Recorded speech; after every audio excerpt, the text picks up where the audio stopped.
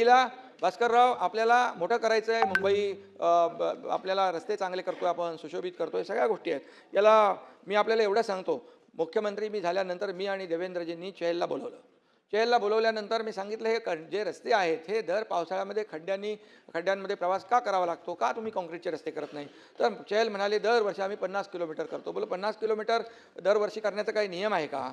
काय तुम्हाला काय काय त्याचं बंधन आहे का? तर बोले नाही. मग आम्ही भास्करराव आदेश दिले, 2 फेजमध्ये हे सगळे रस्ते झाले पाहिजे. आणि आता पहिला फेज जवळपास या डिसेंबरपर्यंत, म्हणजे पुढच्या डिसेंबरपर्यंत संपेल. दुसरा फेज पण डिसेंबर 27पर्यंत कंप्लीट होईल.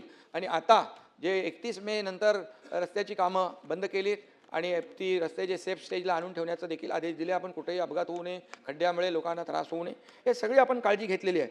आणि यामध्ये आज आपण पाहतोय की जी रस्त्याची कामं काँक्रीटची होत आहेत, या काँक्रीटच्या रस्त्यांमुळे पुढचे 25-30 वर्ष रस्त्याला खड्डा दिसणार नाही आणि खड्डेमुक्त मुंबई झाल्याशिवाय राहणार नाही.